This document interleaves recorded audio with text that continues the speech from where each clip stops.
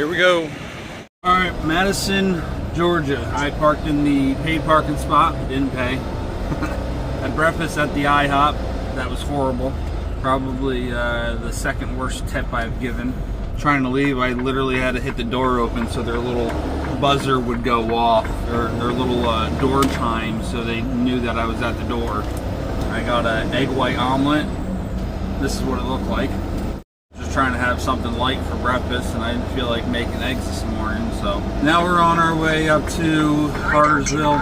Was a little bit of a back up in Atlanta, that's why I'm kind of leaving now. I could have left about an hour ago. Hoping leaving now, that'll cut down the morning rush hour and allow me to get through there a lot easier.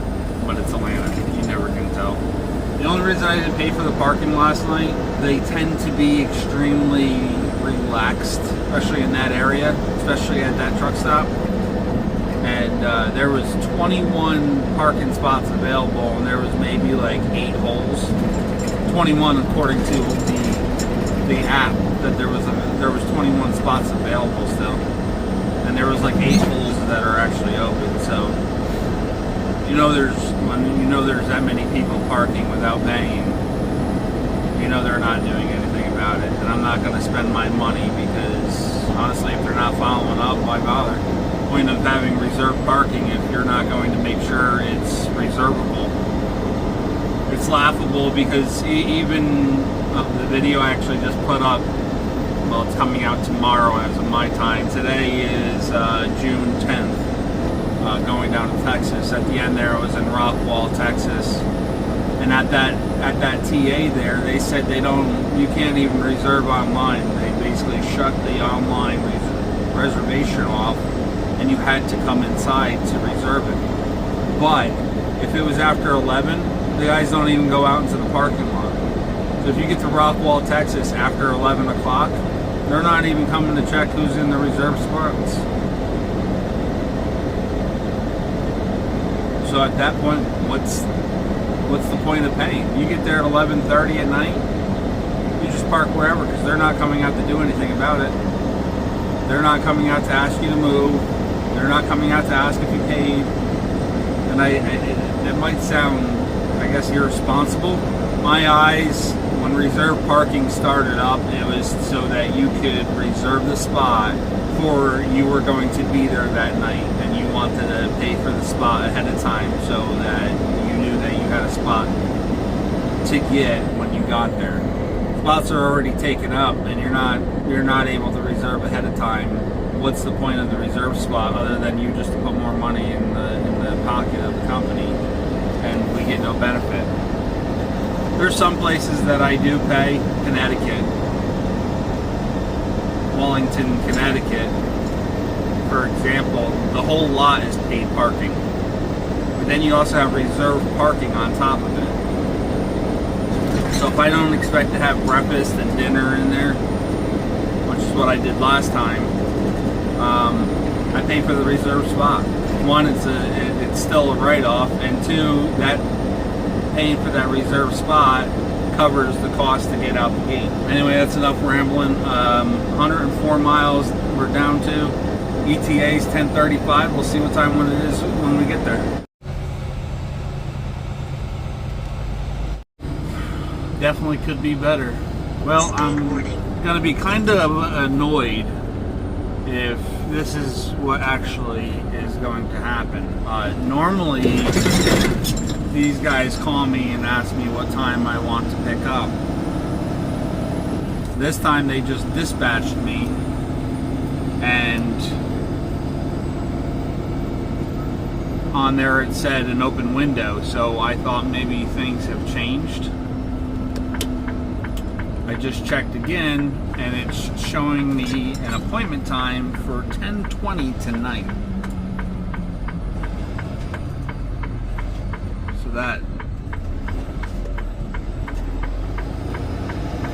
that's really gonna piss me off if I have to wait until that time.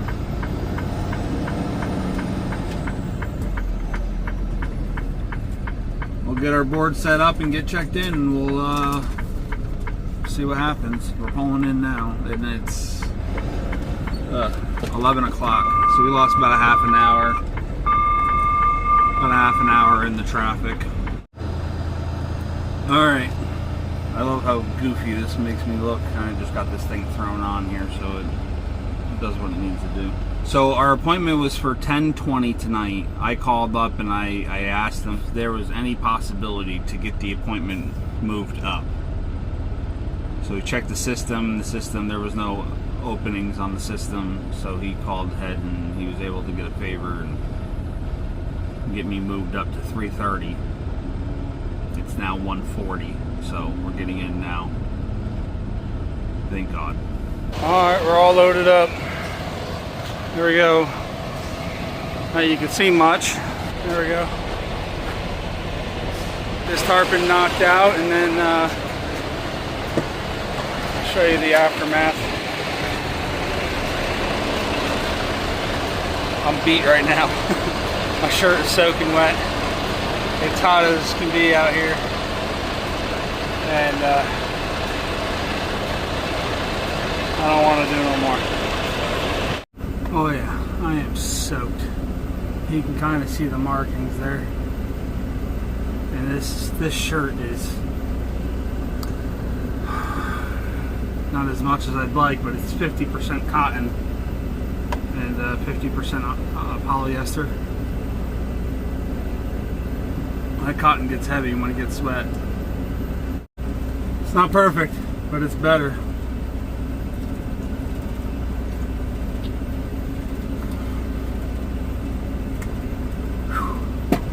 We got a total of 6 bundles.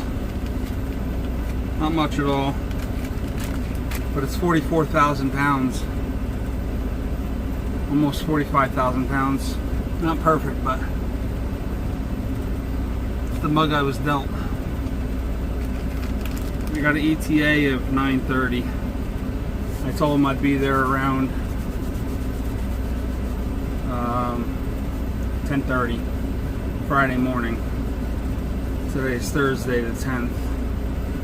Too far. That's what our routing looks like. 8 hours and 47 minutes to drive and 11 hours on my shift. Alright, so we're here in Knoxville now. Just getting fuel. Unfortunately, I forgot. I pulled up before getting my DEF. Forgot to get my DEF. But I'm going to reset my fuel mileage here, which was reset. I'm going to reset the trip, the leg. 5,079.6 miles ago. We got 7.5 miles to the gallon, averaged 38 miles per hour, and it was a total of 134 hours and 44 minutes of run time. So we're going to reset that now. And I'm going to try to, for the next couple weeks, I mean, we had a lot of light stuff in mixed into that, but for the next couple weeks, I'm going to try to run 65. The only time I plan on, my intentions will be to go over 65 is if I'm passing one of the guys that are doing 62. I'll speed up just to get around them.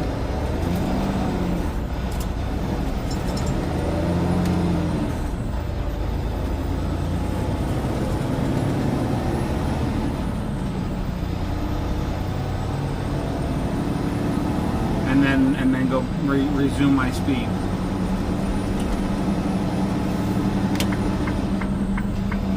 This pilot here is the one with the Wendy's off of exit 374. I generally go to the other one closer to that south intersection of 40 and 75. I usually go to the Flying J there or the Petro or whatever.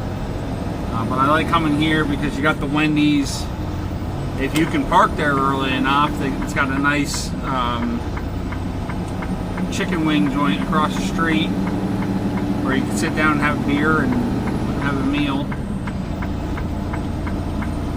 And then it's got a couple other restaurants within walking distance that are right there. On the other side of the highway, the north side of the highway, there's an old TA there that closed down here. I don't know when it closed down. I don't think I really ever went in there. If I was going to TA or Petro or something, I was going to that Petro down there. I think it's exit 366. No, it's not. 369. Here's, yeah, 369. That's where I normally go. Alright, good morning. I forgot to pull the camera up before I left, but we stayed at the Petro as I figured I was going to last night. I still had many hours to run, but it was already 11 o'clock by the time I got there, and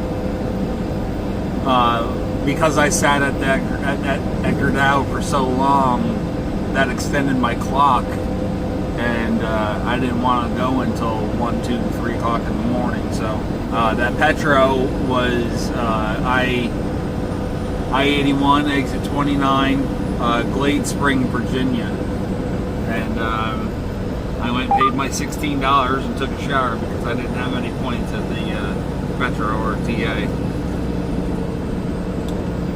I did try to stop at the Love's, that's about 4 miles before there, but there was no spots there whatsoever. I had a couple showers available there, but it is what it is. I paid for the shower and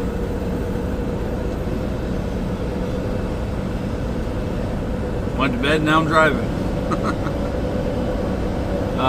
We're down to 505 miles, so we've already been on the road for almost an hour now. So this thing wants me to go 287, or I should say I-78 over to 287. I don't like doing that. I'd rather take the little extra mileage, and I go 81 up to 84, where I deal with a little bit of traffic in the Scranton area.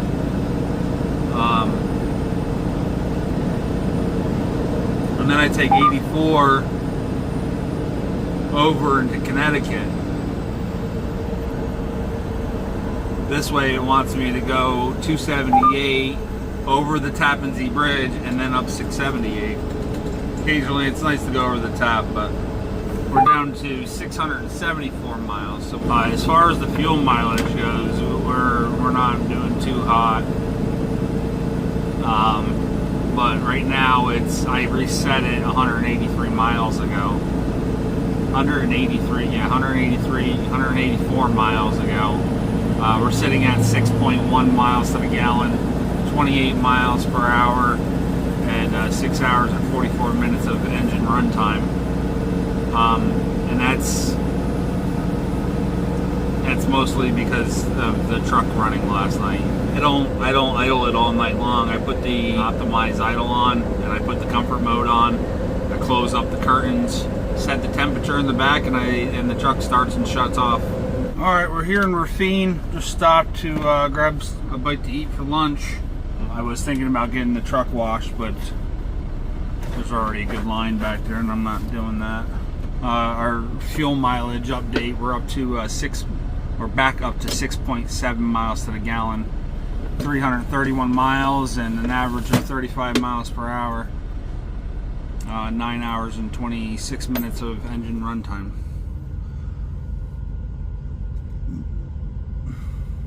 Alright, let's do it.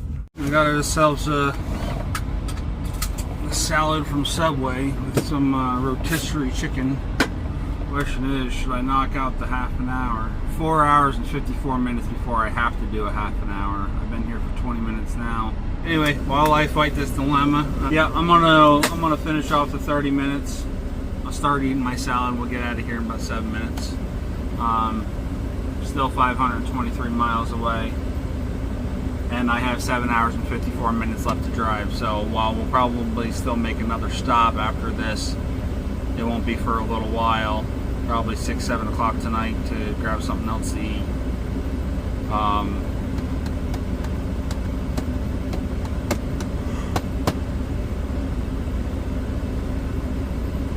We'll see where we end up.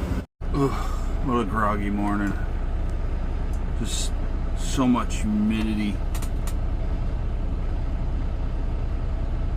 I slept pretty good, but getting out of the truck and into the humidity, just ugh.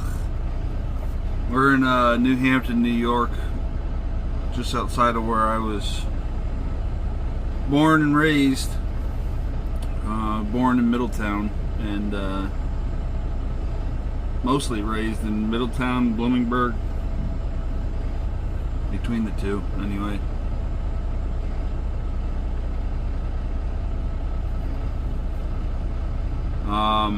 This puts us 107 miles away. ETA is 9:44 right now. We got another minute, so 9:45. Figure 10 o'clock. I originally told them 10:30, and the appointment was set for between 10 and 12. So we should be good. Even if we hit about an hour of traffic, we'll still be all right. Yeah, that's about it. We're parked right here on the side of the road. On the side of the road, on the shoulder of the rest area. I'm pulled up just enough so that there's one spot right here. The nose of that truck would have enough room to come in front of me and get out. If ever any of you are here, I suggest not parking in front of the parking spots. I mean, it's all loaded up with no parking signs, but they don't do anything about it here.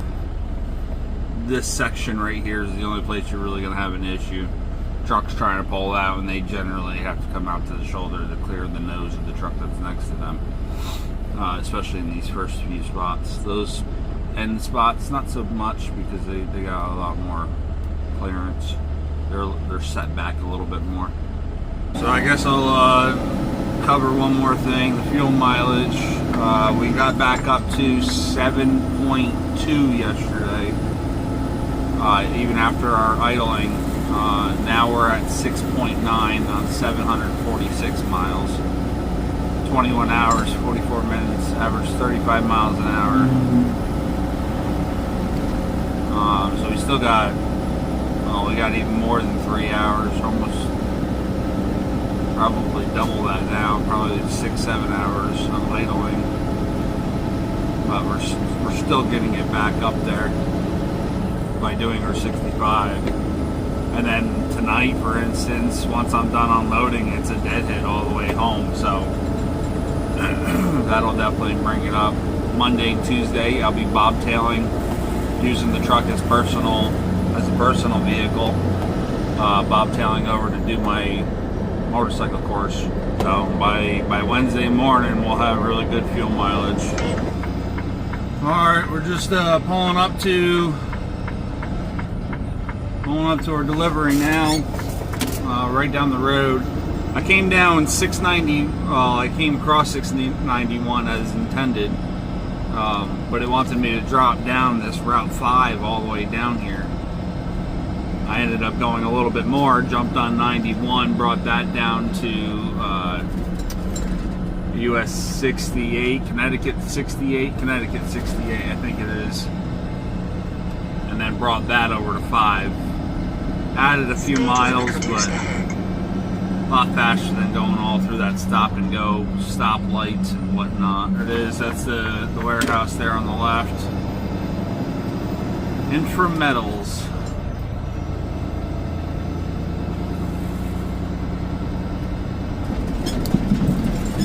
And then we come out those two big doors there on the left hand there. We'll come out those two big doors. Doesn't look like anybody's in there at the moment. Let's see, attention drivers, no idling. What's wrong with that? 3-minute limit for Connecticut, deep regulation. Removing for trucks All is trucks prohibited or pulled. not advised. Straight down. Straight down side road upon arrival. Park on left hand side at furthest Mills truck sign. Turn off truck and report to receiving, which is right here.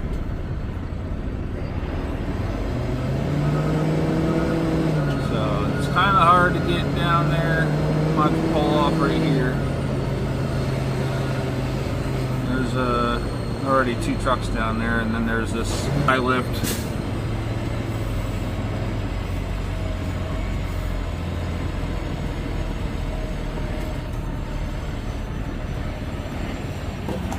So I'll just park right here. That truck will be able to pull out down the hill if it needs to. Just get the butt. Get the back of the trailer all the way tucked in. Alright, go check in and then gotta pull these tarps off. Oh joy. Try to catch it. We actually just hit 300,000 miles on this truck. So by the end of the lease, I will have put 300,000 miles on the truck myself. I got it with 43,000, I think it was. Well, that bird's just going. Alright, we'll get checked in here. Get this done. Here's a really good point to why I don't like these tarps. This strap is my bottom one. And then same thing with this one. That's my bottom strap, or my most inner straps. And look at all the slack I have in there. This should not be slack. This should be pulled tight when both of these are sitting at the rub rail. They should be 96 inches apart. Even 98 inches apart would be fine, because 96 would be right on this edge. 98 would put me right inside where it's at right now, and tight. But they got it. I don't know the actual measurement. I didn't measure it, but it's definitely a lot more than that. All right, we got everything untarped. Got the tarps put away. All but two straps are off.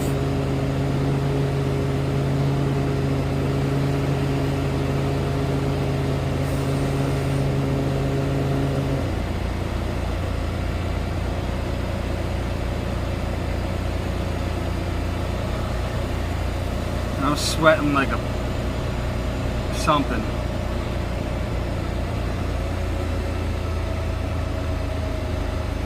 I was gonna say sweating like a pig, but never understood that term.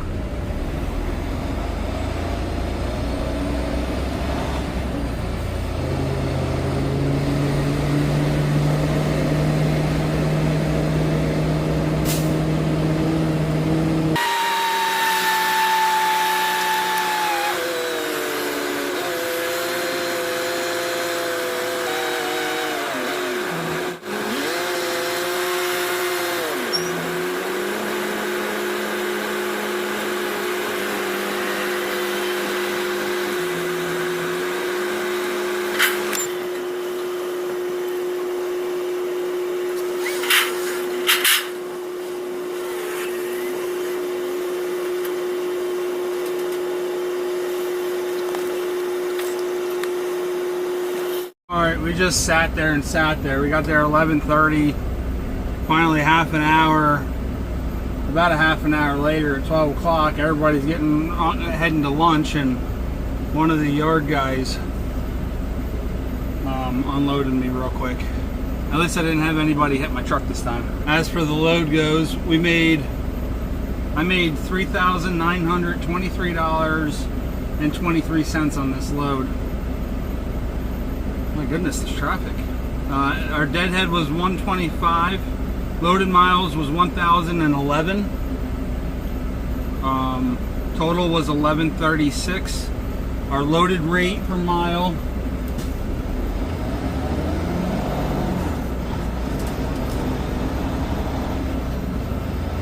was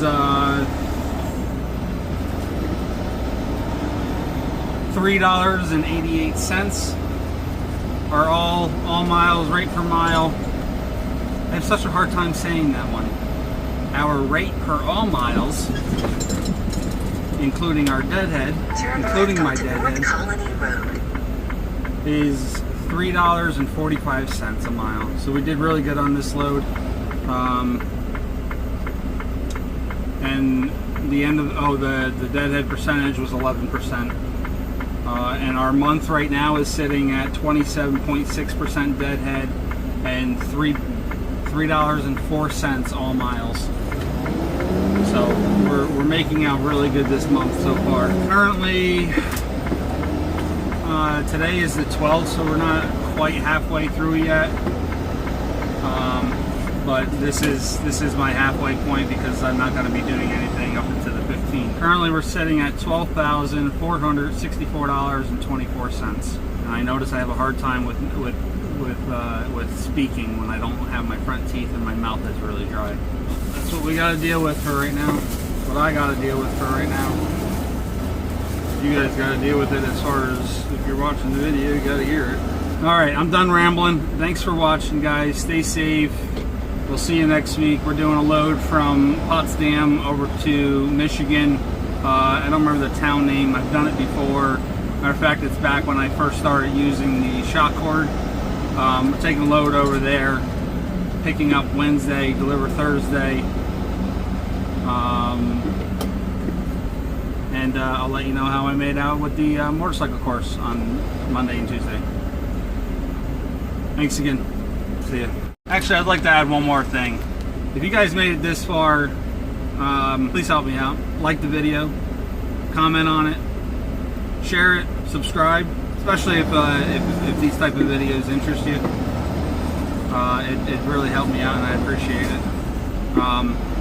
If you didn't like it, I want to hear that too. Leave me a thumbs down and comment, I hated your video. I'm okay with that. Take it easy, guys.